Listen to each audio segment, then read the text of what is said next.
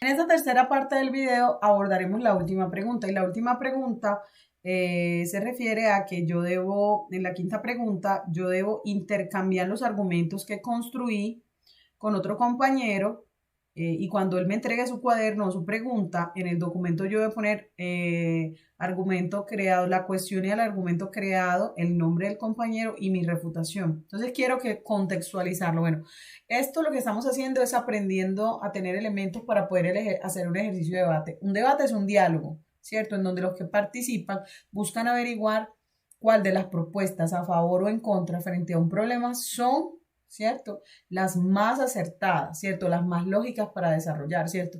Cuando alguien empieza a debatir sobre sí o no debería acabarse la cuarentena en Colombia o acabarse las clases en alternancia y volver a la normalidad, pues lo que se busca es mirar las opciones más racionales. Eso hace un debate, ¿cierto? Es una discusión, pero una discusión con argumentos razonados y no con armas ni violencia. Bueno, los debates son críticos porque en ellos se considera que la mejor propuesta es la que tenga los argumentos más fuertes, ¿cierto?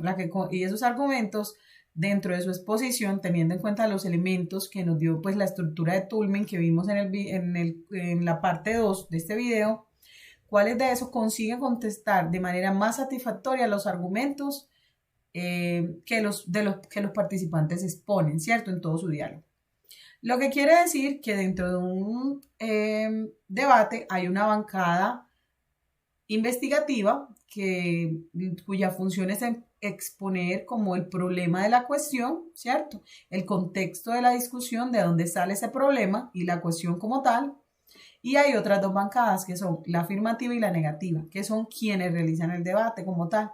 La función de la bancada afirmativa es generar argumentos a favor de la cuestión. Sí debería, por estas y estas razones. Y la bancada negativa es quien argumenta en contra de la respuesta que dan la bancada afirmativa, es decir, no se debería hacer por estas y estas razones. Bueno, entonces la pregunta es, si yo cojo el cuaderno de mi compañero y miro su argumento, ¿cómo evaluar el argumento? Bueno, para evaluar un argumento, lo primero que debemos saber es que la primera forma de refutar es rechazar el argumento, es verificando si cumple con los requisitos que se lanzaron, entonces que se propusieron para la estructura del argumento. Entonces, podríamos decir, tu argumento no está completamente desarrollado porque carece de uno o varios de los componentes, es decir, tu compañero, leíste el cuaderno, la actividad de tu compañero y encontraste que no tiene ningún dato, le falta la garantía o tiene un dato muy chévere sobre la cuestión,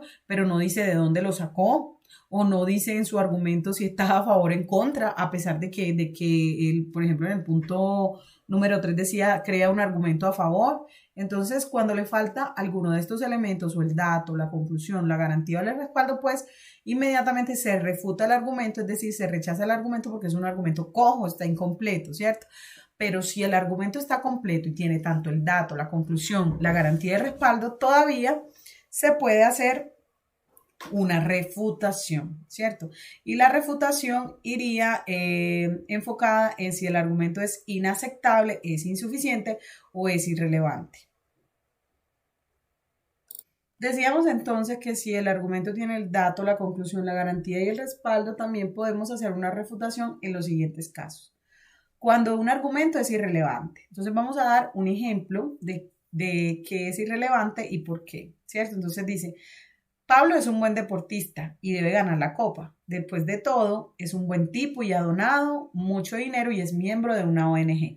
Las donaciones o preferencias, hasta ahí queda el argumento, ¿cierto? Ese es un argumento irrelevante que uno podría rechazar porque establece una relación ilógica, es decir, el hecho de que Pablo sea buen deportista no quiere decir que que sea buena persona, es un buen tipo, ha donado en la ONG, ese dato no me sirve para respaldar el hecho de que él sea un buen deportista, ¿cierto? Eso no tiene que ver con que gane la Copa Mundial, ¿cierto? Porque hay gente que no dona en una ONG, que es una organización no gubernamental, y sin embargo son súper buenos deportistas. Entonces, el dato que está dando no es un respaldo para decir que cierta persona pueda ganar una copa o un premio. Eso es cuando es un argumento irrelevante. En otras palabras, es irrelevante porque el dato, la información que da, no respalda la conclusión que quiero dar. Es decir, es un dato que para la cuestión que estamos analizando no nos sirve para resolver el problema. Bueno, entonces continuemos con el otro tipo la otra forma de refutar un argumento si está completo. Entonces, un ejemplo de argumento insuficiente es el siguiente. Todos los estudiantes deberían aprobar las materias, a pesar de no hacer las entregas, porque la actitud es lo fundamental a la hora de aprender. El argumento, por ejemplo, es insuficiente porque en ese argumento no se dan las razones completas para hacer tal afirmación, ¿cierto?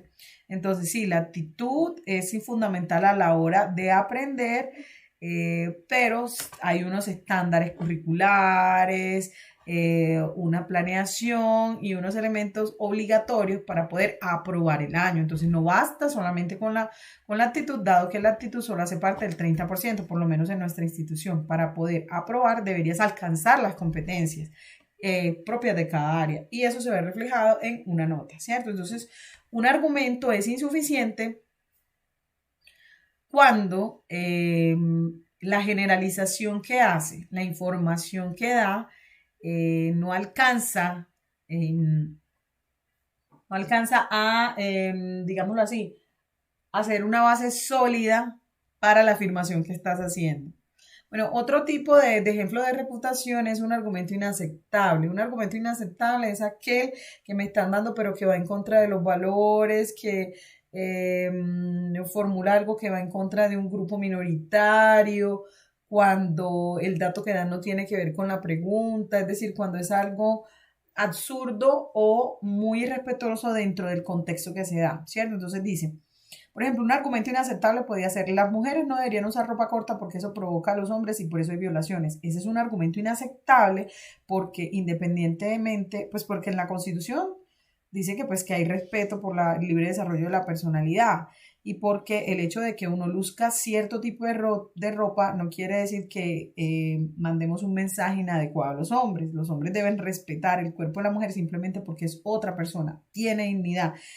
Independientemente de cómo se vistan, tiene derecho, pues tenemos los mismos derechos, ¿cierto? Entonces es un argumento inaceptable, que es muy frecuentemente utilizado. Siempre a una mujer, cuando haya alguno de este tipo de hecho, bueno, ¿y qué ropa tenía? No, lo de la ropa no es importante, ¿cierto? Bueno, dice, en mi barrio dicen que el mejor equipo de Colombia es el Nacional y por eso son los mejores del país. Ese es un argumento inaceptable porque los mejores del país lo dan los datos estadísticos, ¿cierto? No he revisado las estadísticas, puede que el Nacional sí sea el mejor del país por estadísticas, pero en este caso no están utilizando una estadística, sino porque lo dice el barrio, y entonces porque lo dice el barrio no es una fuente de autoridad suficiente. En este caso, los respaldos y las garantías de ese argumento no son válidos porque no hay forma de corroborarlos, no hay una estadística, apelan a las emociones. Entonces, este es un argumento inaceptable. Bueno, entonces aquí hemos finalizado porque ya tenemos los 5. Entonces, elaboro una síntesis de lo visto en clase, es decir, de estos videos, de estas partes de videos. Luego, elabora 2 cuestiones o problemas importantes a partir de los cuales surjan argumentos, o sea, 2 cuestiones nomás, sí o no se debería, sí o no se podría, y el problema.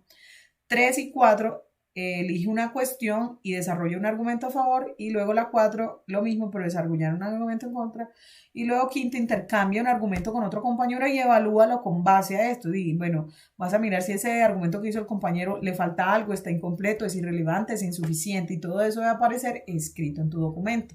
Bueno, si tienes dudas, escríbeme a mi correo que estaré presta para ayudarte. Hasta luego.